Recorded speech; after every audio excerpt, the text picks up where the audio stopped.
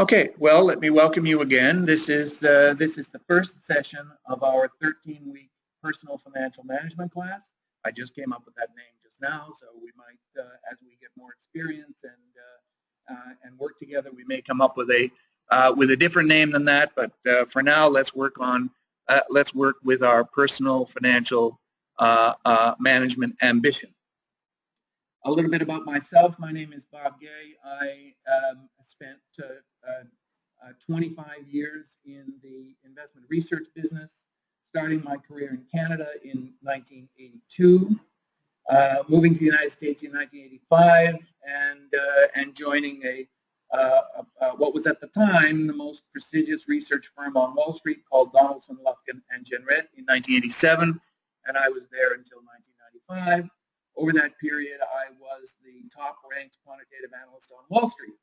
So I was pretty well recognized for some innovations that I created over that period.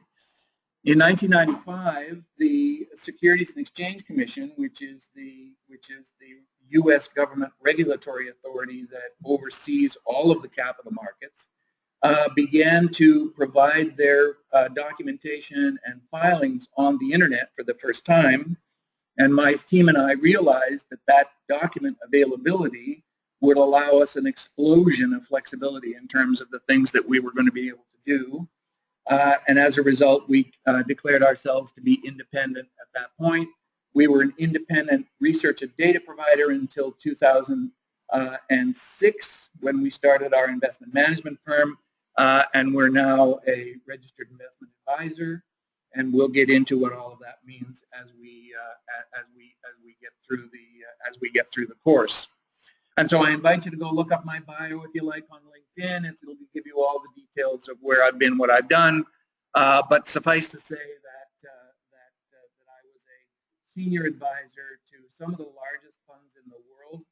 I worked with the DuPont Pension Fund, the UN Pension Fund, the State of Ohio Public Employees Pension Fund, the Abu Dhabi Investment Authority, and focused my attention on providing insight, technology, and structures for managers of very, very large volumes of assets to produce a better result. And we'll get into all of the details around that as we work through our 13 weeks. So what I've done here is to just lay out a little bit of a curriculum in terms of what we're planning to do over the next 13 weeks, starting with what I hope to get through what's on the screen here, the ledger, the budget, financial statements, and then the notion of long-term savings. I hope to get through that in our first 3 weeks and spend the last 10 weeks focusing on creating investment management portfolios, creating stock portfolios, investing strategies, and the design and implementation of your investment ambitions. So let's just start with the top here. We'll just review this a little bit. We're going to focus on the ledger today, because the ledger is the foundation for everything else. And so we'll get through a ledger exercise, and next week we'll take a look at the budget, what a budget is and how to create one, and the different kinds of budgets that there are, focusing with specific intention on the distinction between an income earner's budget, which I call a laborer's budget, and an asset owner's budget, which you might call a capitalist's budget. From there, we'll review the principal financial statements, and out of that will come a focus on our investing strategy and the long-term and the idea of long-term savings and the intention of long-term savings. So let's start with the ledger, commonly called the general ledger. It's basically a record of transactions, both money coming in and money going out. And what I'm going to request for an exercise over the next week is that we all create and maintain our own ledger. And what a ledger might look like is is we'll start with a ground zero kind of approach. So where are we now? And to do that, we could either do it on paper, or we can do it in an Excel spreadsheet. We can do it on your telephone, or we can do it with various kinds of apps that are available. And we'll talk about some of those apps in a minute. But the first thing we're going to want to have on our ledger is we want to keep track of our transactions on a periodic basis. So we're going to want to have a date, whether or not you do it every day, whether you do it every week. My recommendation, certainly as we get used to creating our ledger, is to do it every day. You try to keep your expenditures and income in your head for a period of time. As you may know, your head becomes a little bit unreliable as a record keeper. So my recommendation is that you, if you want to do it on paper, make it a little notebook. If you want to do it on your cell phone, then we'll talk about various apps that are available to do that. And then we're going to have something that we might label an item name, where we're just going to describe what it is. So, for instance, in my own experience this morning, I bought a coffee. That's been my sole expenditure this morning, and so there are 4 columns in the ledger. One is called, the third is called debits. Those are items that cash goes out, and the other one is called credits, and those are items that are related to cash coming in, and then we have a balance. Well, I happen to know that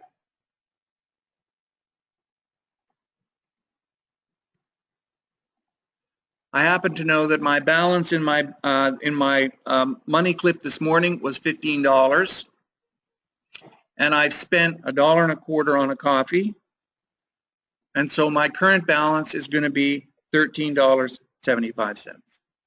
And so what have I done? I've recorded the date, which is the 16th today.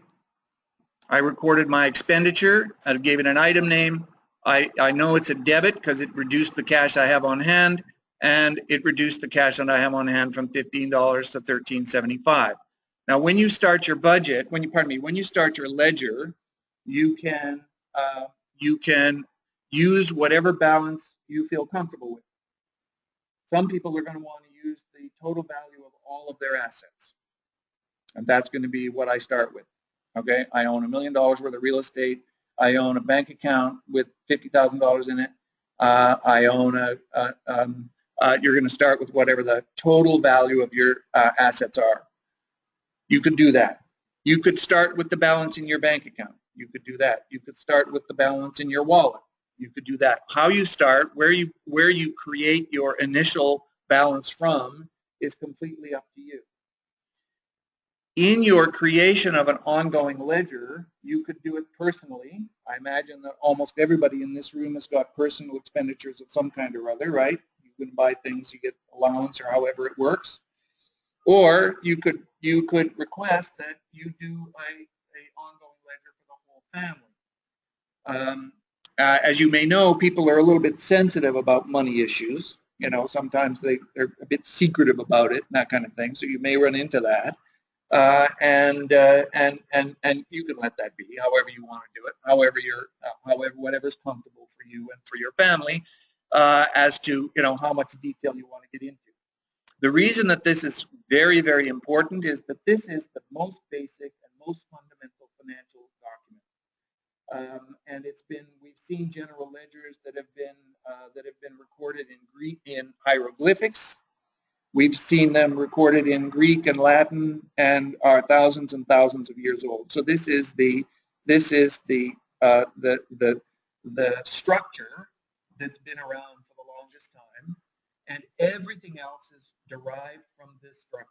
So unless you have this structure, unless you have knowledge and comfort in executing this structure, you're going to find that everything that we do from here, which becomes increasingly elaborate, I was going to say complex, but there's nothing complex about any of it, but it does tend to become increasingly elaborate as we get into more detail.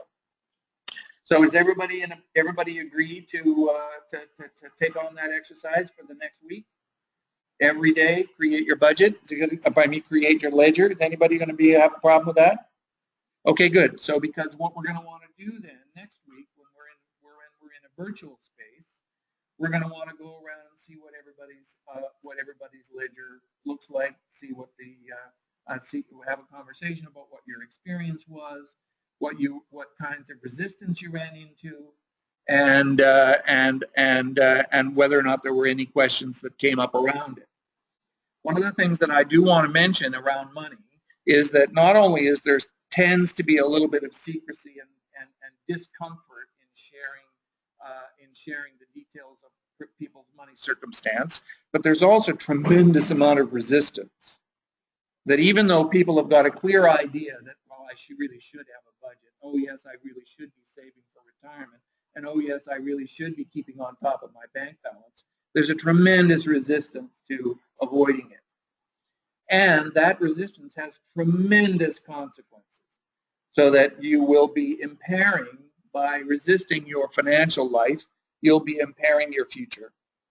The other thing to keep in mind is that in our culture, we have a focus on creating labor skills. So we all go to school, we all think about going to college, we all think about creating a career for ourselves with the intention of selling time for money. And of course, throughout most of our history, that's been the feature of the typical person's life, right? You sustained yourself by going to work. Well, now, more and more, we have a capital component as well, so that we not only have labor services to offer in exchange for money, but we also have assets. And as a result, it is just as important, and in my view, from my biased perspective, more important to have knowledge, education, expertise, and practice around the structures related to your money as it is to train yourself through however you want to train yourself in order to get a job. And it's going to become more important in future years. What we're going to deal with in the next 20 years or so is the largest wealth transfer from one generation to another in the history of mankind. And for the first time, that wealth transfer is going to be in the form of securities. Every wealth transfer that's taken place in our history, generation after generation after generation, tends to be in real estate. And this time, for the first time ever, that wealth transfer is going to be in the form of securities. And so people not being educated in securities is going to be the same as not being educated in farming when you get your inheritance of your farm. And so it's very, very important that young people in particular take this up. And so, are there any? No, don't let me ask. Let me. I don't want to ask for questions just now because I want to complete this. I want to complete this recording first. So let me go on. Securities. What are securities? That's a very good question. And so, as I mentioned, most wealth transfers have taken place in earlier generations in the form of real estate, and very commonly it would have been a farm. So you inherited your farm from your dad, or you inherited your farm from your mother. And that was your principal asset, and very often it was also your main employment, right? So you would take the farm, and you would work on the farm, and it would be both. You would be both creating return from assets, that is the farm, and return from labor, that is driving a horse or doing whatever one does in the olden days in executing a farming function. Well, now we're going to be receiving, rather than real estate, we're going to be receiving securities. And there are different kinds of securities. And all a security is a promise of one kind or another. And we're going to get into the details of these as we get on through the course. And some of the names of securities that might be familiar to you are bonds, which is a promise to pay a fixed amount over a fixed period of time into the future. A stock, which is an ownership instrument, basically memorializes the fact that I own this proportion of this entity, whatever the entity might be.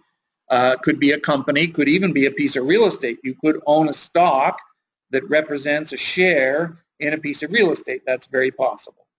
And so there are a lot of variations around these securities, but the principal ones are bonds, which are loans, and stocks, which are ownership of entities or share of ownership of assets. Okay, so keep the questions if you have any. We'll and when we get there, I'll shut the recording down and we'll move on to questions. But the other thing that might be curious is that this course is being offered for free. And that's what we're going to discover as we get into more detail, is that there is no such thing as free. Milton Friedman said, not Milton Friedman, but pardon me, Maynard Keynes, a very, very famous economist from the 40s, said there's no such thing as a free lunch. And there's always something that's some value that's being exchanged. And so what I want to make clear is that the value for me is that we're in the process of creating the investment, not the investment management, but the personal financial management experience as a video game. And in the process of creating that, the intention is to make it appealing to people such as yourselves. And so one of the things that we're going to be doing over the next 13 weeks is introducing aspects of some of the early development of this video game technology and seeing how you like it. So part of the payoff for me is that I get some really valuable insight into the degree to which these video game concepts that we're creating are going to be appealing. Because what I want to be able to do at the end of this 13-week period is have some pretty clear idea of what people's preferences are around the financial experience, around as expressed in a video game. The other thing that's interesting about the video game concept is that we're going to be creating it in a shared space, so that your avatar that represents your investing strategy will be available to other people to follow. If other people follow your avatar, you get paid. And so there's an opportunity for you, and everybody in this room, I can tell already, is going to create brilliant investment strategies. And everybody in the world is going to want to follow your strategy. And as a result, you will generate very, very substantial income because of your expertise in the creation and execution of your investing strategy. If you choose to pursue the class as a free member, which I certainly invite you to do, the investing strategy that you create belongs to me. And anybody who follows it will pay me. If, on the other hand, you choose to pay for the class and be an active member, then anybody who follows your investing strategy in the future will pay you. And so there's the opportunity. What I'm intending to create, my goal in creating this class is to empower you with a set of tools that you will employ for the rest of your financial life.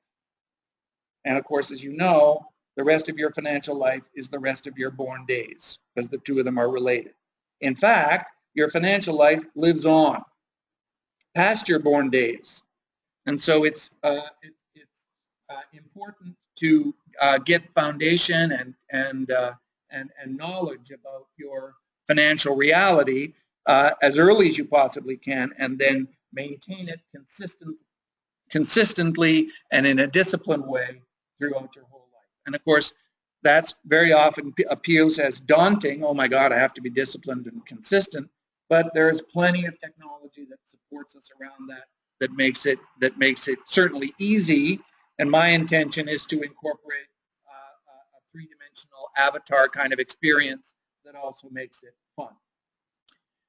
So let me show you what that looks like. I'm going to ask you to register at otiswealthsystem.com.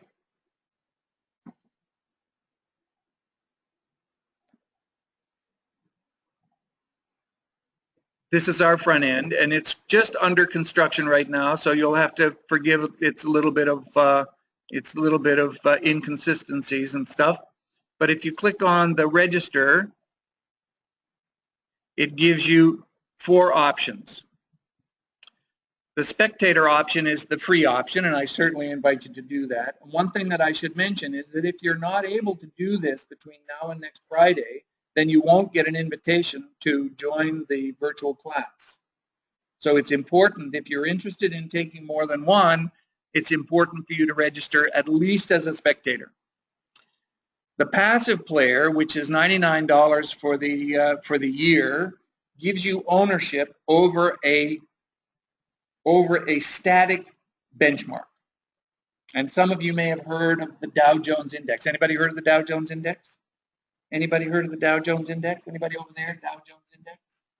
The Dow Jones Index is probably the oldest investment benchmark out there. It was developed by the precursor to the Wall Street Journal in the 1870s, and it has 30 stocks in it. So it's basically a portfolio of 30 stocks. And it doesn't change, or at least it doesn't change very often. If companies disappear, they need to be replaced, but the intention is to keep it as a representation of industrial America. That's why it's called the Dow Jones Industrial Index. And it's a passive index. And you could claim ownership of that passive index, and then anybody within the game who wants to follow that passive index will pay you. So there's an opportunity, particularly since the number of passive indices is relatively small, 200 or 300, it would be very, very smart of you to grab ownership of that passive index right away, and then anybody who wants to follow the Dow Jones Industrial Index would pay you in order to follow that within the game space. Then there's the active player membership. In this membership, you're creating an investing strategy. Now, we're all going to create an investing strategy in this class, whether we're a spectator member or an active player member. The difference is that if you're a spectator member and you get followers for your strategy, I get paid. Whereas if you're an active player member and you get followers for your strategy, you get paid. So let me give you a few numbers. Within 5 years, we're going to have 10 million people participating on this website. If you're a popular strategy within the website, it's very possible that you would have 10, 15, 20,000 followers. Very possible. In fact, relatively easy if you know anything about what's going on in social network right now. And you get paid $1 per follower. So you're talking about generating, from your strategy, you're talking about generating an income flow of 10 or 15,000 bucks a year. That might be pretty nice when you're 15, 16 years old to be able to have that kind of an income flow. So tremendously valuable to be an active player. I also propose that people with longer track records are going to get more followers than people with shorter track records. And as a result, getting this thing on its feet early is going to produce a real benefit for you in terms of your appeal to followers. Now, the other thing, of course, we're going to have to have a good result. We're going to have a result that people are going to want to follow, and that we'll take that up and how we're going to execute that, and how we're going to design and execute our investing strategy as we get farther along in the course. And then the last option is the passive and active, where you own both of them, and that starts to make a bit of sense if you have a specific strategy that might be related to some criteria outside of the investing world. So suppose, for instance, your strategy is, I don't own anything that's not green. If it's not a environmentally responsible company, I don't want to have anything to do with it. In which case, you're going to have a benchmark, a group of companies that you designate as having that criteria. This is not a socially or environmentally responsible company, and this one is. This one that is goes into my benchmark. The one that isn't is not in my benchmark. And what that means is that people who are interested in that kind of an investing approach are going to want to follow you, but they're going to want to follow you on both bases. They're going to want to follow you on both what your strategy is doing, but they're also going to want to follow your benchmark. And so you get paid twice. And so the opportunity with the passive and active player membership is that you set yourself up to get paid for both the passive benchmark and for the active. So again, here's my request, and this is a request both for people in the room and for anybody listening to the recording, and that is register at otiswealthsystem.com. Choose your membership. Please feel absolutely free to choose the free membership. I'm very happy to have you. And if you are not registered, then you're not going to get an invitation to the next class simply because I won't know how to reach you. So that's the way that we're going to communicate, is through your registration at otiswealthsystem.com. So please go ahead and do that. So I'm going to shut the recording down now, and we'll move on to any questions that might have come up in the room. We'll review the basic ledger again and see whether there are any questions around that. And so for people listening to the recording, the next step is to execute between now and the next virtual class. Execute your daily ledger and register at otiswealthsystem.com.